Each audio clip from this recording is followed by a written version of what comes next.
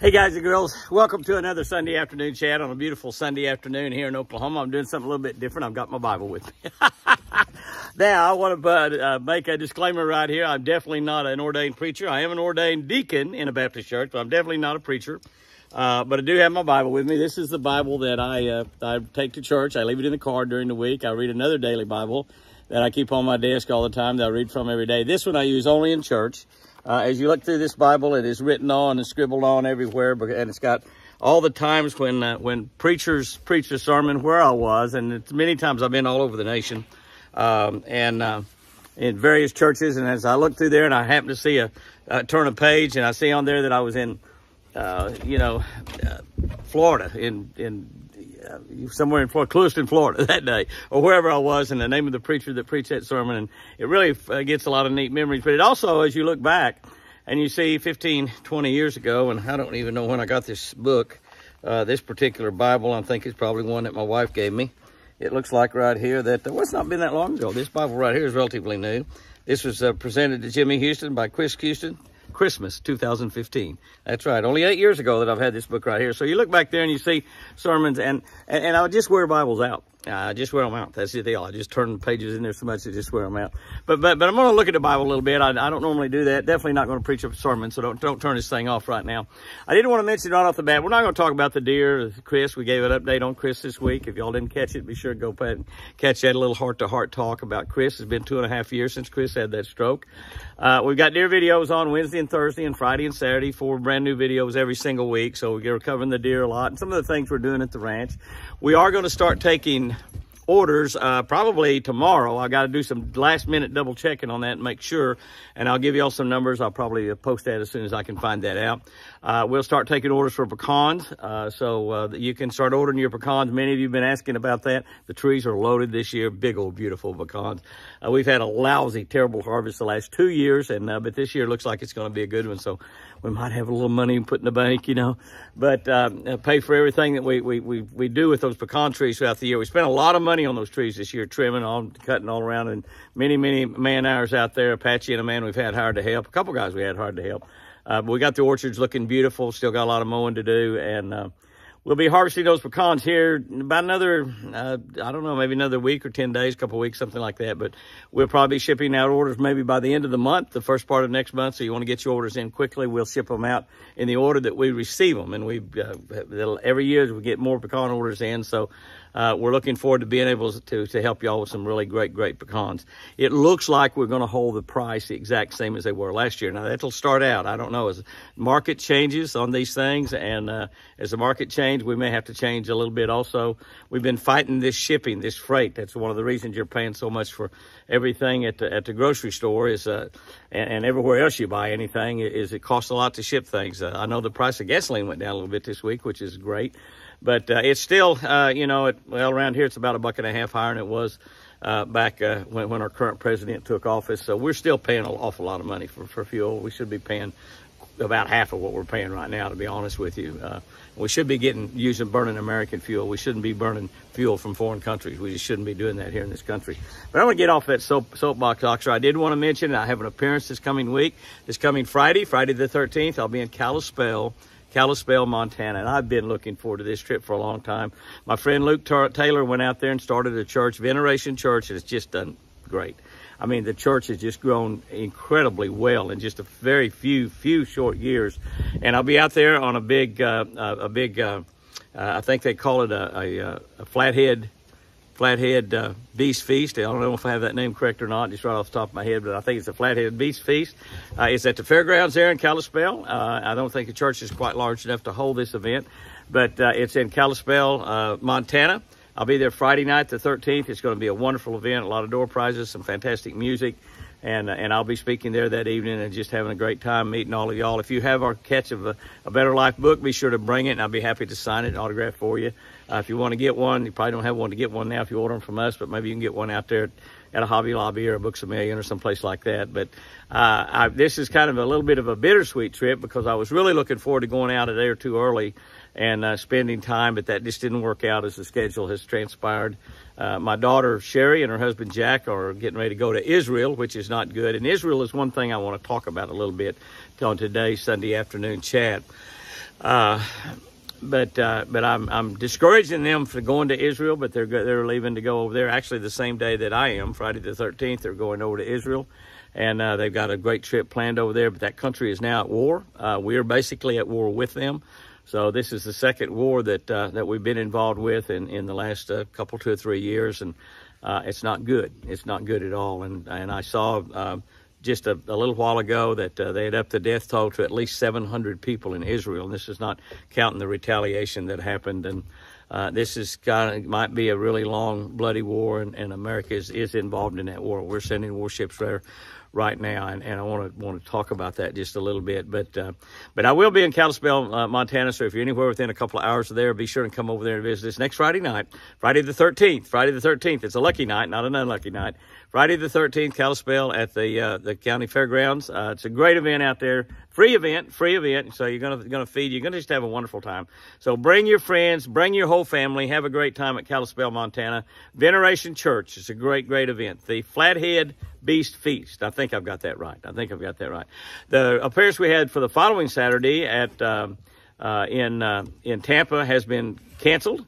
That tournament, that event there, they've got a new pastor, I understand, is what they told me, and they've had some schedule conflicts come up, and I don't know, I guess somebody scheduled some things in the building that we were using there at that church, Brown, but that's a great church, a fantastic church here at Tampa, and then we're going to reschedule that for a later date, is what they told me. So I will not be there. So if you're planning on being there for that big men's night out on the 21st, which is the following Saturday, I won't be there. Then nobody will be there. They're not having that event. So we're not having that event there that night.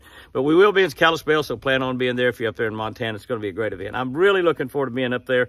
Only going to be there for that Friday and a bit Saturday, and I'm going to get back home and take care of my beautiful Chris. But anyway, that's going to be a great event. I've been looking forward to it for a long time. I just killing me that I can't spend another day or so out there and go fishing and enjoy Montana. That's just an incredible, wonderful, beautiful place. And Kalispell is one of the prettiest and most beautiful places around down there. So, but anyway, one of the things I wanted to talk to you about, and we're not going to talk about deer, Chris, or anything else on this Sunday. I want to talk to you about the fact that what's happened over there in Israel is a big deal. That attack on Israel with, I guess I heard a statement, I don't know if it's right or not, but I heard a statement, thousands of rockets shot into Israel, hundreds of people killed already, many people taken hostage. We paid $1 billion apiece to have 6 hostages given back to the United States. We're tickled to death to have them back, but now many more hostages were taken. We don't know if there's Americans in there or not, but we know that they took a lot of Israeli hostages. They came into people's homes and carried them off prisoner, They killed a lot of people. It's been, what little I've seen of it on television, it's been terrible. And our preacher preached this morning, and the reason I had my Bible, he preached from the very last book. And whether you go to church or not, you probably know the very last book of the Bible is Revelation. And he preached from the very last chapter in Revelation 22. Revelation 22, that's the end of the Bible. That's where God's word ends, written word ends, right there, Revelations 22. And one of the things he talked about was this particular verse. This particular verse is Jesus talking, and Jesus talking to John, who was in prison on an island, and telling him what would happen in the last days. That's what Revelations is. The whole book of Revelations is really a book from Jesus Christ himself. And he's telling him here, and one of the things that the preacher pointed out, that 3 times in this very last chapter, Jesus said, "Behold, I am coming soon. Behold, I am coming speedily. Behold, I am coming quickly." Revelation 22:7, 12, and 20, Jesus Christ says the same thing. Behold, I am coming soon. Now, I know we've all lived for quite a while. I've lived for longer than most of you. But we've been hearing this all our life, if we go to church, that Jesus is coming back. Can I tell you, it's quicker now, sooner now, speedily now, more than ever. I look up in the sky often, and it is a distinct possibility that this attack on Israel, God's chosen people, could be the beginning of the end. this big earthquake we had the other day. Many people commented right here on our social media. And by the way, be sure you subscribe to all of our social media. Many people put on here the other day, mentioned in there about the earthquake, and that's biblical, and that's the beginning of the end of time, when Jesus is coming back. And Jesus is coming back to take his chosen people, you and me and all the other people that have Jesus Christ as our personal Lord and Savior, one-way trip to heaven with him. It's when the dead in Christ will rise and be reunited. Their bodies will be reunited with their souls. This could be. We're closer now than ever. We know that. And I've got a lot of favorite stories in the Bible. And one of them came to mind as I was listening to our preacher, Chopper McCartney, preach this morning on this chapter, this last chapter, this last book, this last chapter in the Bible. I thought about Hezekiah. And I thought about Hezekiah when he got sick, King Hezekiah, and the prophet was sent to him to tell him, King Hezekiah, you're not recovering from this illness. You're getting ready to die. Set your affairs in order. Get right with God. Now, if all of us knew that we were about to die, probably everybody just about going to want to be right with God. We want to be right with God. We want to be saved. We want to make sure that we're going to heaven, not to hell. If we knew we were going to die, well, we are going to die. We know, but that's not imminent, maybe. But then again, it might be. So I think about that, and the thing I like about Hezekiah, of course, is the fact that Hezekiah fell on his knees. He said, God, please, please, give me more time. Give me more time. Remember what I've done to you. Start bragging on how good a person he had been to God. God knew how good a person he'd been. But God gave him 15 more years, and that's what we really like about Hezekiah. But the thing that we really ought to realize about Hezekiah is that God sent a prophet to tell him, make sure you are right with God. God has got preachers in the pulpit every Sunday in every church in America, all over the world, telling people the exact same thing. You need to get right with God. And all I'm saying is, Jesus could be coming back every day, any day now.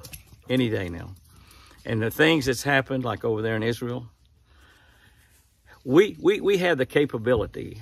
All of this stuff about climate change, of course, is simply a money grab, moving money to a certain group of people. Our climate's controlled by God. It's not controlled by politicians or whomever, or no carbon experts or all that kind of stuff. That's all just about money and political power. But one thing we know for certain is that God is coming back. Jesus Christ is coming back. And we know that when it happens, there's going to be a big calamity here on this earth. When God's people will go to heaven, it's called the rapture, and they're gone. And the ones that are left are simply left behind in the chaos and destruction and the terrible things that's going to happen thereafter. And they're all in this book. You can read about all those things. And it probably explains, as it talks about in here, it probably explains a world that is destroyed by nuclear power. I believe. It may be just God throwing fireballs on the world. I don't know. But we have so many nations right now that has that button like the United States has. You can push that button and start a nuclear war. Putin can do it. Many nations can. China can do it. India can do it. A lot of nations have nuclear power. Iran is just that close. And there's a lot of crazy people out there, a lot of politicians out there all over the world that has that power to start that nuclear war that will perhaps destroy the earth as we know it. Before that happens, Jesus is coming back and taking us out of here. I don't think we have to worry about that. But we don't even know who is running the United States of America. We don't even know the person that actually has the power to push that button. And we've got to the point in this country where most of our politicians are doing things because of politics. And I'm not picking on Republicans or Democrats. We just saw the Republicans do something in the House this week totally because of politics. And it was crazy what they did. It's crazy what they did. So we see it on both parties. We see very few people that are in Washington making the decisions for this country that really have you and me in mind when they make their decisions. They've got politics in mind when they make their decisions. So it's not, if you're a Democrat, now you're blaming the Republicans. If you're a Republican, you blame the Democrat. But can I tell you, there's a bunch of them up there in both parties that feel the exact same way. They really don't care about you and me. All they care about is politics. And if they believe that it will help them politically, whomever's running this country, they might push that button. The maniac, the crazed maniac that destroys the world could be an American. Could be right here in Washington, D.C. It might not be Putin. It might not be somebody in India. It might not be somebody in Pakistan. It might not be somebody in Saudi Arabia or Iran. It might be an American that starts that. I don't know. But here's the deal, and this is the thing that I wanted to just go back to what the prophet told Hezekiah. Get your affairs in order with God. Make sure you're right with God. Because once that trumpet sounds, once Jesus comes descending on earth, and we see him in the heavens, all eyes will see him. Once he comes, if you are a saved, born-again Christian, put your arm up there. Put your hand up there and tell Jesus to take a hold, because you're going straight to heaven. But if you are not right with God, we may very well be living in the end times. My mama always thought when Jesus came back, he would come back on Sunday. My mama's been in heaven for quite a while now, and she doesn't even know when Jesus is coming back. Only God himself knows when he will send Jesus back to this earth. But my mama always worried if she had to miss church for some reason on Sunday. She said, this might be the Sunday that Jesus comes back. Well, today's Sunday. It might be the Sunday that Jesus comes back. So all I'm saying, guys and girls, make sure you're right with God. Those of you that are older, it's a much easier decision because you know that you're closer to death. But can I tell you, it doesn't really matter how old you are. My beautiful wife, Chris, 30 months ago, was walking around perfectly healthy when I left and went to Alabama. She came that close to dying and going to heaven. God spared her because of prayers, actually a lot of prayers by y'all. Hundreds of thousands of prayers by y'all. I was praying really hard myself, constantly. But I heard this morning before I went to church on the Oklahoma City News that there were 3 people killed in a car wreck this morning in Oklahoma City. I don't know where they were going. Might have been going to church, some of them. I don't know. 2 different cars. I think I heard, I'm not positive, but I think I heard that one went through one failed to yield, went through a stop sign or failed to yield or whatever, hit another car. 1 person killed in one car, 2 in the other. I don't know the age or whatever. My preacher did mention this morning that he's doing a memorial service this week for a young person right here in this county. So you don't always get to live your life out until you get old. You can't always wait and say, I've got plenty of time to get right with God. You need to be right with God right now. And can tell you also, when you get right with God, your life is going to get better day by day by day by day. God will create in you a better person. He will create for you a better life. But whatever all of that happens here as we walk through this earth, it's minuscule when you think about eternity. And like the prophet told King Hezekiah, get right with God. You're not going to recover from this illness. Now God relented and gave him 15 more years. But the things that's happening in this world right now, earthquakes that kill thousands, a war started with God's chosen people, Israel, which automatically brought the United States into that war. Another war in Ukraine and Russia, which the United States chose to be in that war, chose to finance that war. I don't know how many wars we will be in, but one day Jesus is going to come riding on that cloud. That trumpet's going to sound. It will be too late to get right with God. In an instant, my beautiful Chris had that stroke and hit the floor, and her life has been changed. Her life was almost taken. In an instant this morning, somewhere up around Oklahoma City, 3 people went to be with God and went to be with the devil for eternity. So all I'm doing is just encourage you in this Sunday chat. Get right with God. Get right with God. Because the time that Jesus is coming back could be any day. My mama might have been right. It might be a Sunday. But it could be a Monday or a Tuesday or a Wednesday. But when he comes back, those of us that are ready are going to be so thankful we're ready. Those that are not, it's going to be horrible, awful. Guys and girls, have you a great week out there. Remember, I sure do love you.